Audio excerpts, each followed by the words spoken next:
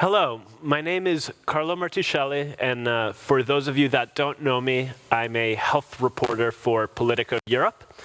I'll be moderating today's session on pharmaceutical strategy and supply chain resilience.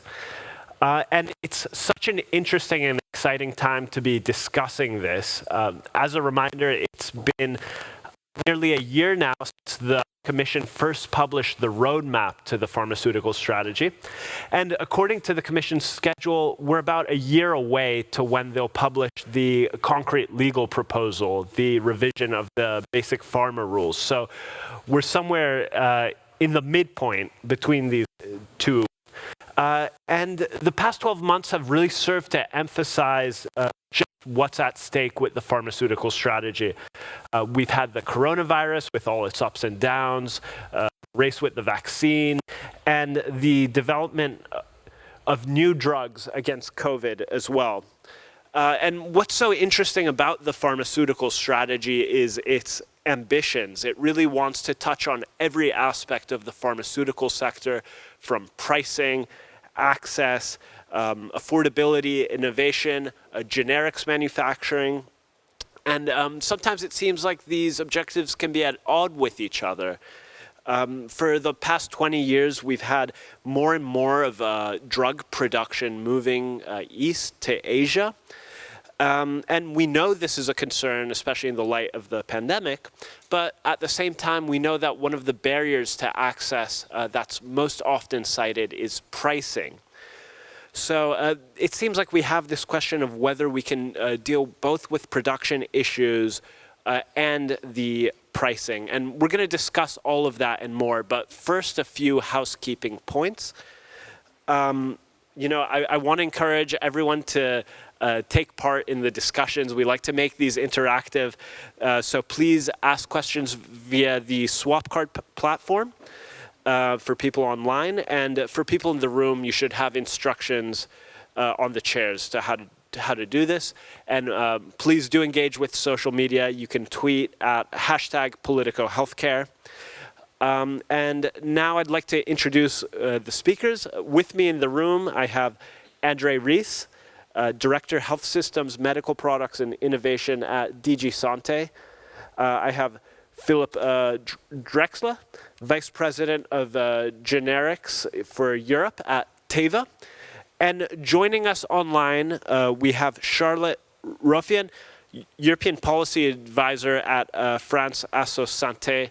So welcome, everyone. It's great to have people join me in person, and it's great to have you with us online, Charlotte. So just to start out, I'd like to ask a quick icebreaker question, a kind of lightning round. So if I could just ask that you keep your answers short, under a minute.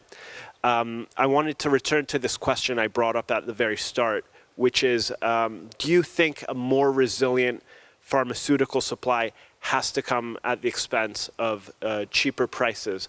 So maybe, Andre, over to you first. No, it's yes or no questions, but I think it's as usual. The answer is between. I mean, we learned that the security is expensive. We see now in the case of pandemic that society was confronted, that economics were, and our life was confronted with the big questions: what is the cause of our life? What is the cause of economy? What is the cause of be better prepared? But of course, it's a very extreme situation, but we have kind of different approach when we have to look for the sustainable system, and most probably the number of puzzles we have to pull together is quite substantial. So the question is between yes and no, somewhere in the gray. Yeah, I think that's a reasonable answer. Maybe we can go to, maybe we can go to you next, Charlotte. Yes, sure. Good afternoon, everybody. So my answer would be higher prices does not necessarily mean a more resilient system. So that's certainly not the only solution. And if we understand that bringing back or at least encouraging diversification of production with more production of API products or even medicines in Europe can have a cost, we believe that there needs to be transparency about public funding, and that the increase of price, which might exist, should only cover the additional cost of bringing this production back to Europe. Great. Thank you, Charlotte. And over to you next. Go ahead. Right. So I think from my perspective, it is very clear that there is a kind of correlation between supply disruptions and accessibility of products and the prices. And what we've seen in the past is really this race to the bottom. Particularly, I'm talking about generic prices here, of course, generic medicines, a race to the bottom that has resulted in the fact that manufacturers are walking away. The system is not sustainable anymore, and as a result, we have really those disruptions. So I think we need to be attentive to those trends, and we need to take the right measures. And maybe one of the measures, indeed, to mitigate this race to the bottom. Absolutely. Great. Thank you, Philippe, and thanks to all of the panelists. We're going to return to that issue very shortly, but before we do that, Andrea, I wanted to circle back to you. I know that the Commission has recently concluded a structured dialogue with the industry as well as with regulators and NGOs on the topic of supply chain resilience. And the Commission is going to publish a report soon on its findings. Are you able to anticipate at all what the findings have been and what we can expect? You know, we did this structured dialogue on security of supply. This was the title, supported, you know, on very high level by Vice President Chines, Commissioner Breton, Commissioner Kyriakides. And we invited, you know, also other partners, health professionals, patients, consumers, to really kind of engage in this. But of course, the operation was very much about the understanding better the complexity of this global challenge, because we should not forget the problem we are facing in Europe. They are very similar to the situation in the US in some areas. So, or other parts of the world. So we really have to look also, you know, globally, but also we invited different sectors of industry, because, you know, in one hand we have pharma, but we have also chemical industry, we have suppliers. You know, it's very, very complicated also system today. You know, making medicines. I must say, Christoph is much better in position to explain this, but this is even, you know, buying packages of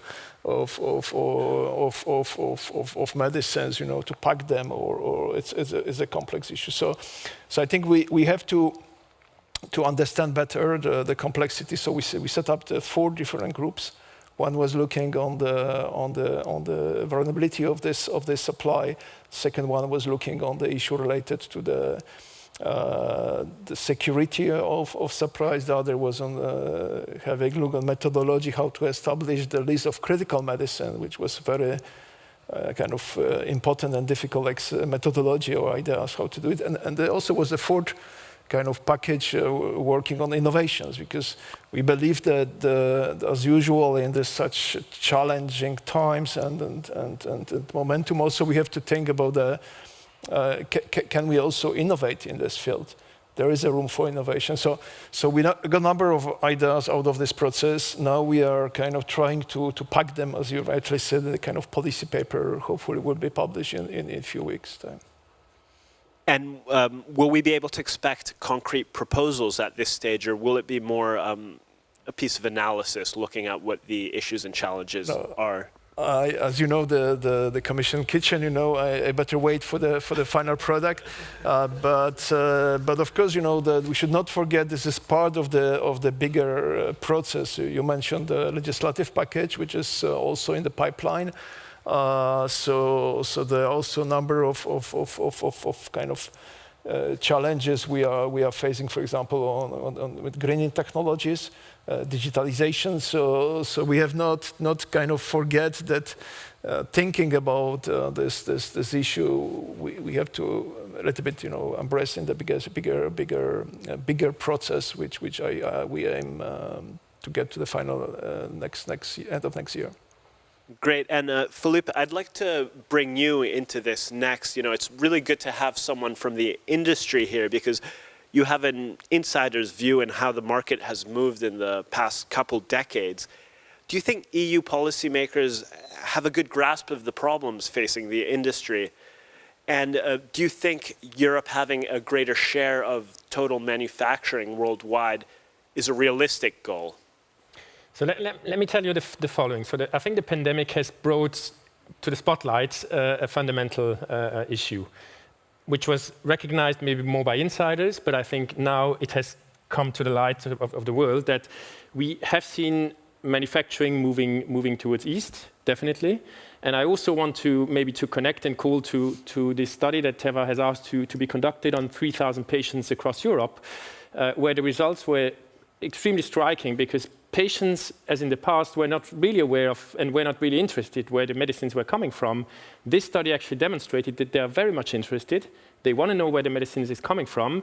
They also think it is not okay that the medicine is manufactured outside of Europe to some extent, and they would also expect governments to support manufacturing in Europe. And the percentages I'm talking about here, when patients were positive about those elements, were between 70 and 80%. So a big proportion of patients that actually want to see manufacturing happening somewhere in Europe. So I think the answer is absolutely. The discussion has become more intense, has changed over the years, and it should really continue. Now, to your question, whether production could be or should be brought back, I would state it slightly differently in the sense that we still have a great network in Europe. Let's not forget about what we are having in Europe. I can talk about my company, Teva, where we are manufacturing actually over 40% of the APIs in Europe that we are selling in Europe, and over 96% of our products, finished products, are manufactured in Europe, and that's a great asset. So I think before talking about bringing production back, which is a pretty complex process, let's face it, pharmaceutical reshoring is complex, we should first focus on defending what we have already on our territory. And I think this is where the political system and support is needed, absolutely. Great, thank you. And Charlotte, Philippe mentioned that patients, in the survey are in favor of having more production in Europe. But I know one person high up in an NGO who is very nervous about all this talk about, what I guess we can call industrial policy. And, they worry that this is really just an excuse to give incentives to industry, and that there was a risk that if the pharma strategy focused too much on this, it would be a missed opportunity in terms of access and pricing. Do you agree with this? Yes, indeed. And that's what we've seen with COVID, because as you know, COVID did not produce a phenomenon of shortages, of medicine shortages, which existed much before, but it just bring it under the spotlight. And what happened with COVID actually is that we've seen the pharmaceutical policy, especially about shortages, shifting from public health priorities to industry priorities. At least that's what we've seen and what we experience also in the structured dialogue in which we participated. It has been a very long and intense exercise. And actually, we consider it as a missed opportunity because what we experience is that a huge lobbying of industry in order to push back against new obligation, which could be imposed on industry, like earlier notification of shortages, mandatory stocks, which can be a prevention mean for shortages. And yes, and I was very interested by the data of the survey, which have been just mentioned, because we actually carried out another survey in 2019 among over 1,000 French citizens. And we had 1 person out of 4 which already experienced shortages at that time, which was much before COVID. And actually 50% of those people considered that industry was responsible for those shortages. So as you know, usually this kind of surveys give the results you expect. So I believe that we should not only focus on this industrial aspect, and that yes, it can be useful to have a stronger pharmaceutical industry. But as I said, it should be paid, only the additional cost of producing in Europe should be financed by incentives. So there should be a full transparency of cost. And it should go together with new obligation on the pharmaceutical industry. So not only giving, but also receiving, something which would be more balanced. And that's what we expect from the European Commission in the pharmaceutical strategy. Great, thank you for that, Charlotte. Philippe, I'm going to give you a chance to respond, but before we do that, I wanted to turn to Andre for a second to ask, a lot of this conversation is revolving around this idea of reshoring and incentives, but it seems to me that when we talk about supply chain resilience, there's actually a whole range of different options and possible solutions that are being examined, including mandating diversification, for example. Maybe the factories don't come back to Europe, but we're buying from China, India, South America, North America, and that could be a solution. Or maybe it could be nearshoring, bringing the factories closer, but not in Europe, for example, in Balkan countries. Has the Commission landed on a view to what the solution is yet, or are you really just balancing, still looking at the options at this point? Maybe a little bit, responding to Charlotte's comments, I think this, the Pharma Strategy, really the first time in the history, put in the light of the accessibility and affordability of medicines and sustainability of health systems. It was not easy. I think as with Charlotte, we met some times ago. We discussed this as an option. I think we put this on the paper, and I think we are in this kind of dilemma now, how to make this feasible. I mean, as you rightly said, where is the right initiatives against the responsibility? Because I don't think it's I think today society really because you, Christoph, said patients would like to medicines made in Europe, but I think patients would like to get those medicines, And I think the important is that if you ask patients, what is important to have medicines, available. I have my father, sick chronically, and I see, the price of medicines, and thanks God, we are relatively good and well family, but imagine, somebody with much lower income, it's very difficult. So, and we did study about the different costs of services and how including of course medicine. So we have to think about this dilemma. So patient-centered strategy, this was our aim. Thinking about this dilemma of 3A, which was strengthened by the discussion during the Portuguese presidency in the Council. And I think the third element, of course, is important. Keep innovative industry and lively industry in Europe. And I think what Christoph said, I can agree. Somehow, but we are sitting on the same horse. The problem is that it's not your horse, it's not my horse, but it's patient's horse. So I bet for the patients, and we need to find a way to get there. Sure, I like this horse metaphor, but Phil, I want to give you the chance to respond. Maybe as a prompt, I can say, should we be distinguishing here between the branded industry and the non-branded industry in terms of access and availability? Yeah, so thanks for raising the point. Maybe if I can just briefly also answer to Charlotte on the survey. I would invite everybody to go into the details of the survey. We've put it online, it's live, it's there.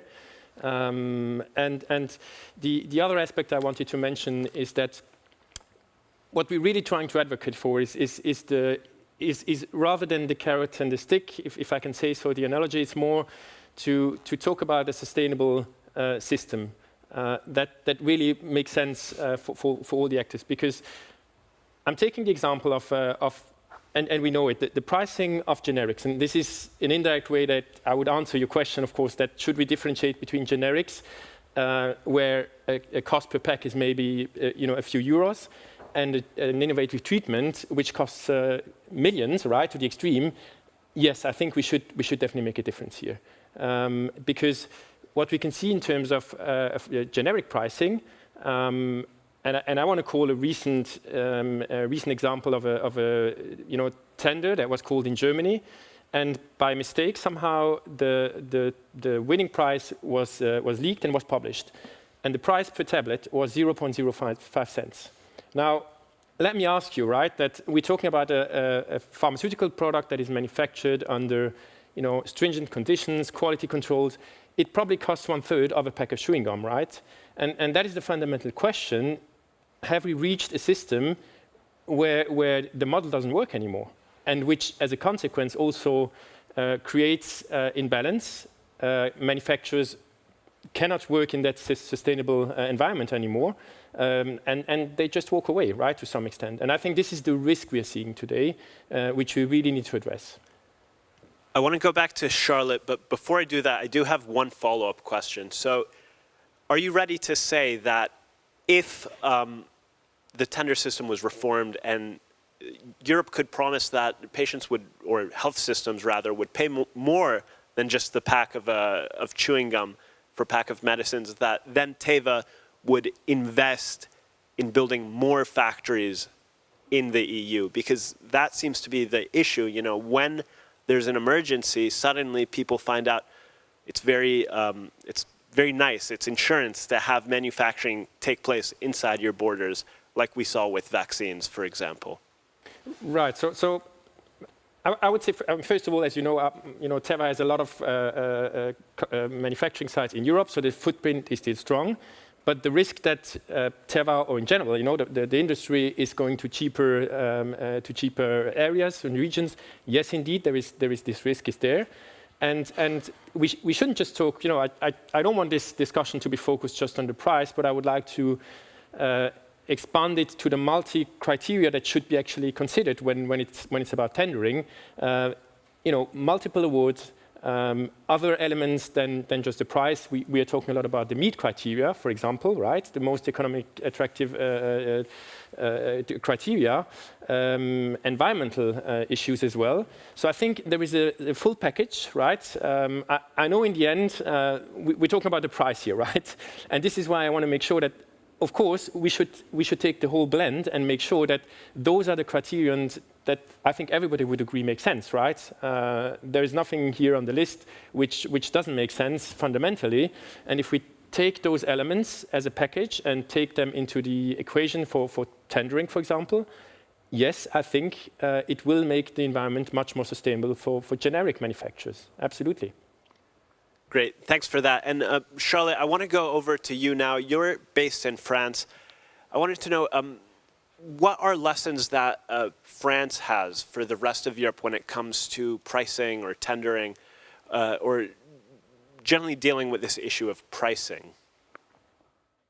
So, as regards pricing, actually, I would like to make a more general consideration, which is I indeed agree with Philippe. The system is broken in some way, because the situation in which we are is that we have huge prices, very high prices for new medicines, innovative medicines, even if not all of them are so innovative.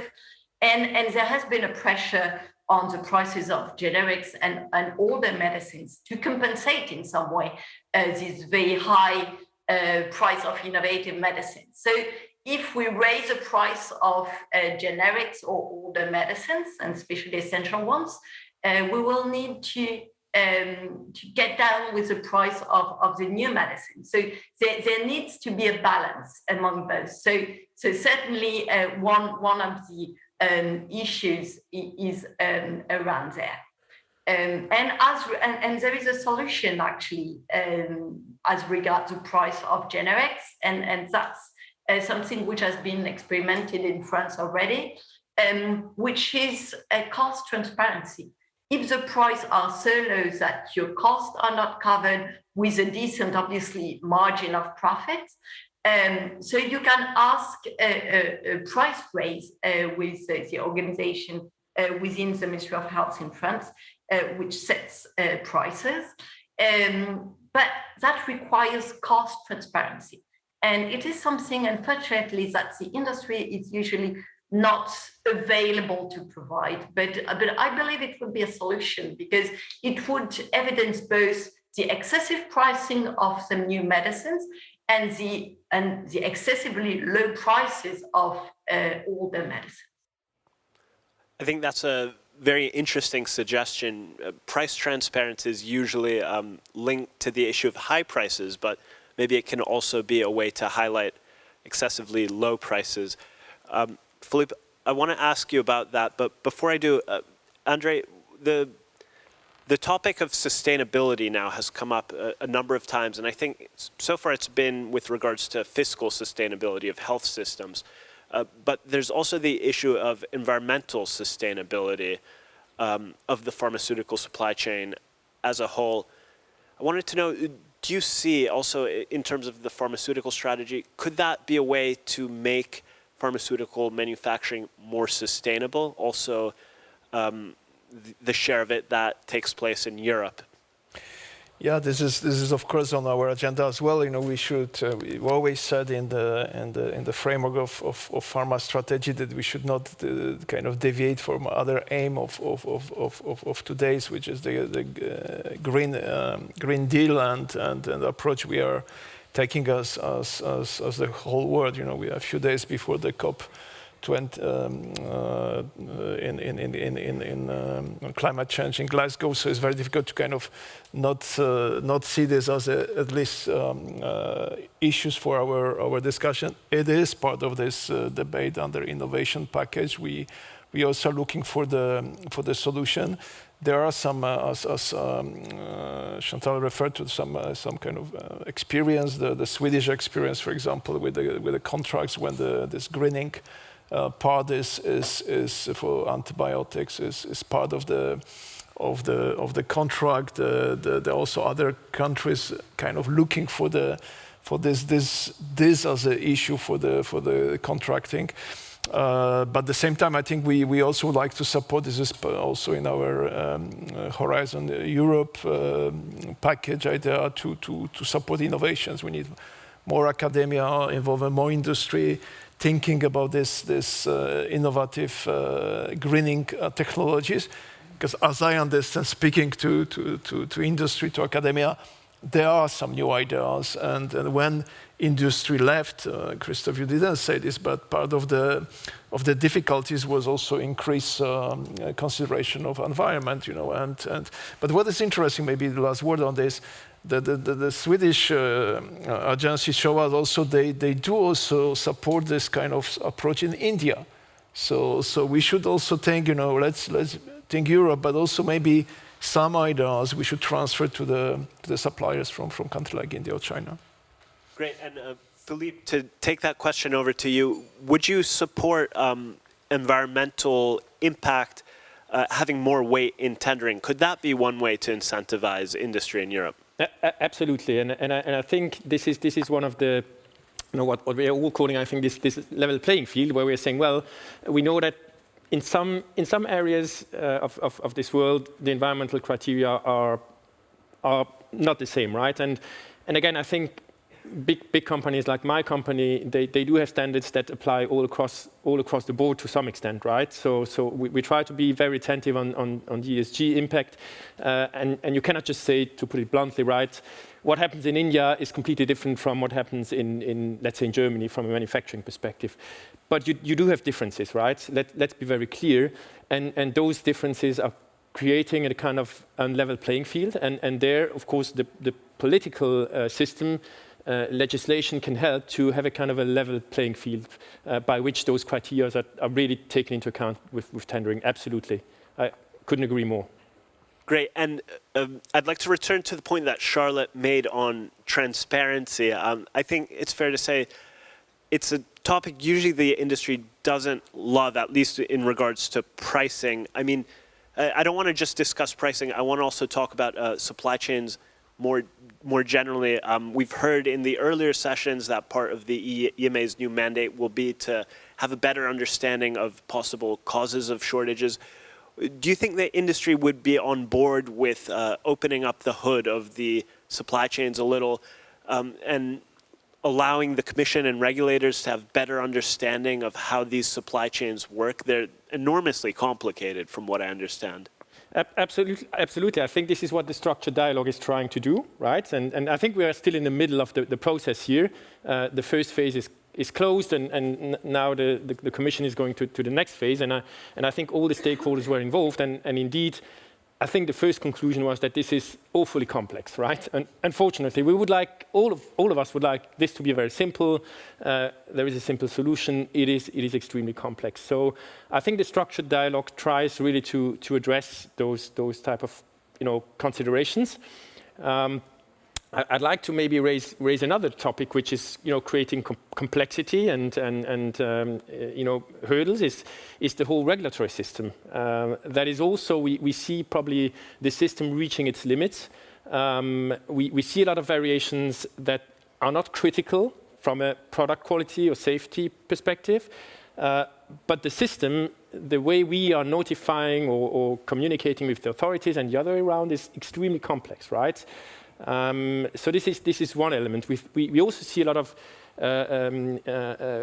potential in digital. I think we heard it earlier from the EMA that there is a lot of debate around this and how we can make things more efficient. So I think we should look at it holistically. Yes, we should absolutely look at the issues from a supply perspective, and I would say the industry in general is more than open to discuss the challenges.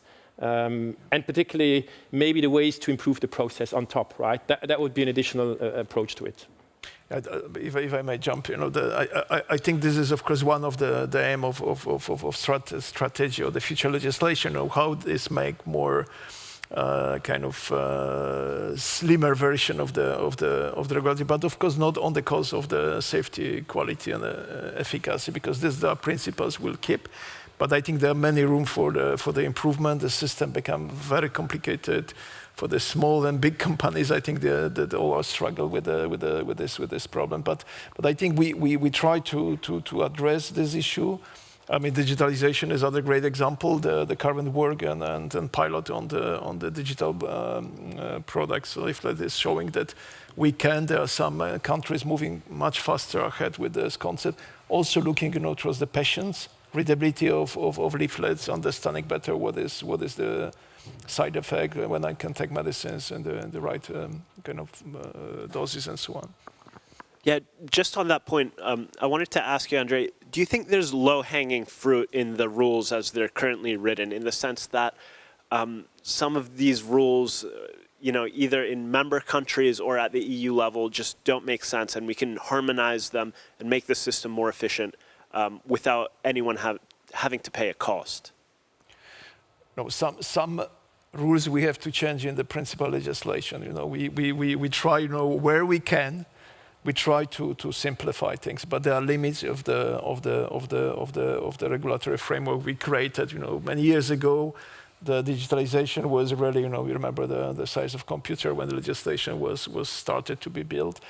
Now I think we have to have a look on this. There's also, we have to discuss with the patients, with the consumers, for example, this issue how information can be reached and what information is needed for our choices, our better also way of getting treatment. So the many areas should be moved. I mean, I should just remind before we close that we still have open consultation, and before Christmas, everybody can send messages, also from this room, also from the audience.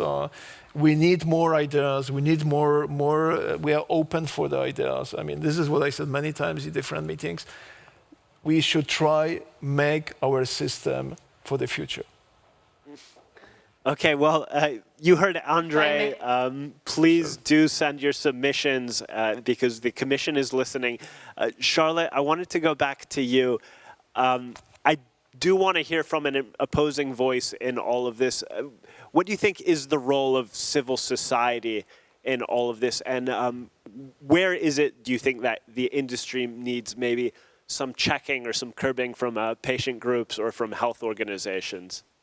I would like to start with digitalization, since we were talking about it, and certainly that's a nice idea, but don't do that on the back of the patients, because one of the big issues which is being discussed, and that's not the only one, but that's an area of disagreement with the industry, is about the electronic leaflets for patients, which are a nice idea to complement the paper leaflets. And we know that's difficult to translate them, and it imposes constraints in terms of packaging, different languages, etc.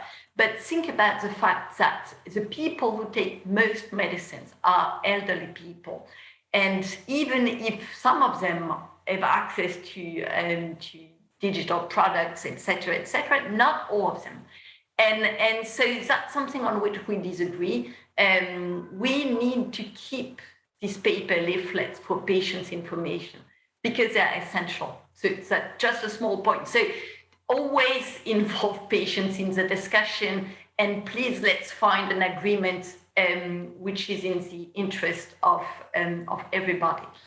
And about transparency that we were discussing before, so certainly production of medicines is a complex industry, but many others are complex, and complexity does not oppose to transparency. For instance, an area in which we absolutely need transparency is available stocks of medicines, because the best way to prevent shortages in advance is to know which are the stock levels.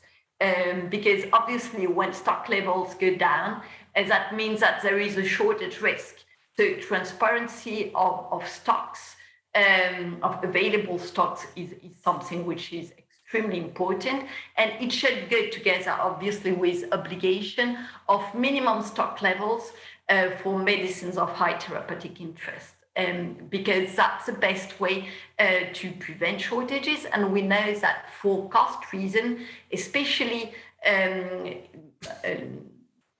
products which have a low cost and low prices, so producers have very low stock levels. And that's one of the reasons why when there is the smallest problem on the production chain, especially when you have a limited number of producers, you have shortages. So that's another area in which there should be certainly new obligations.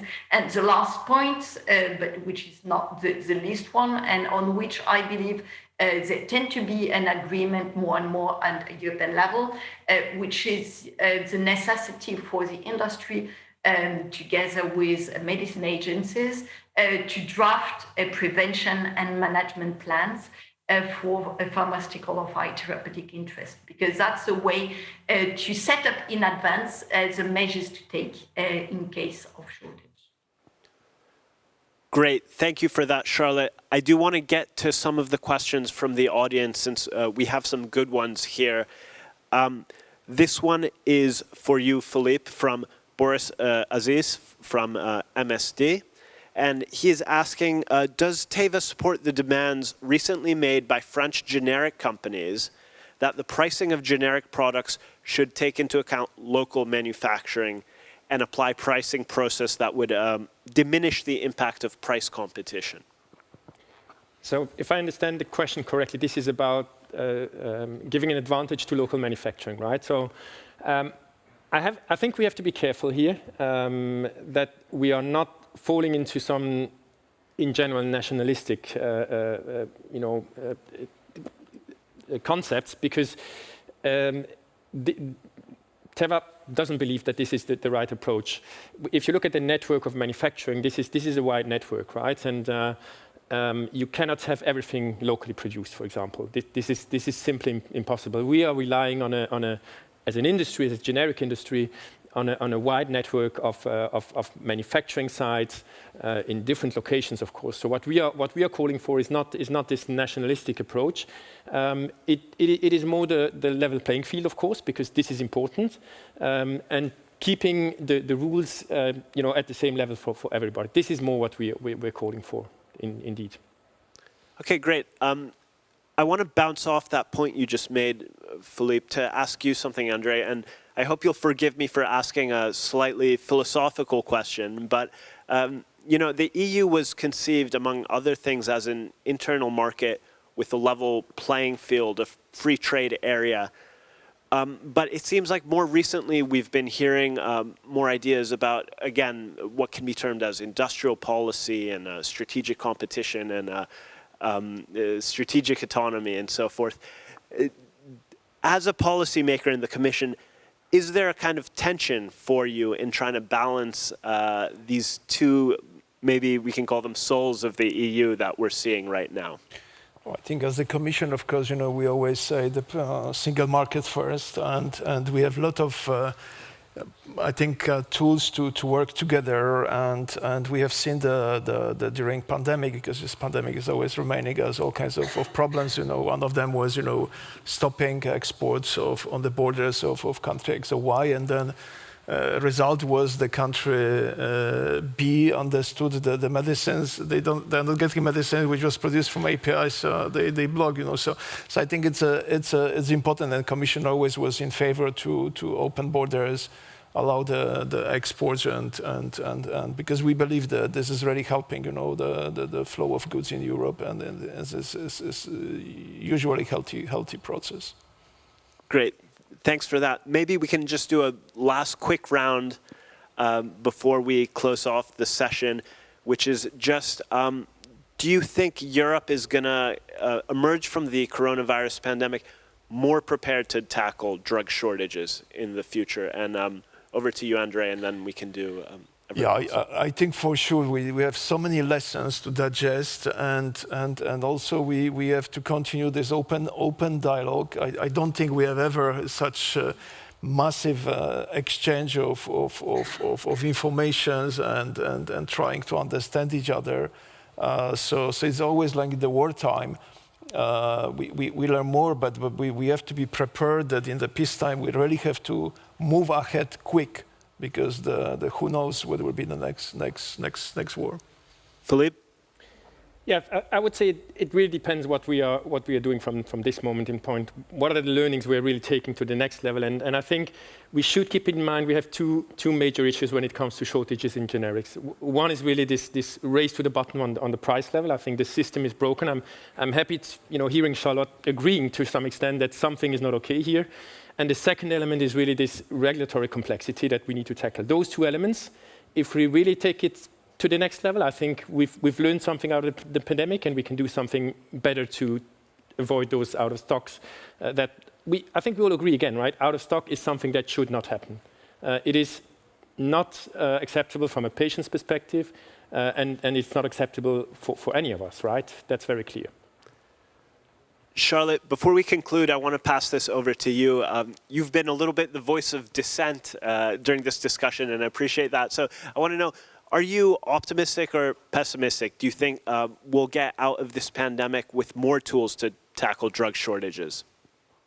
Very much depends.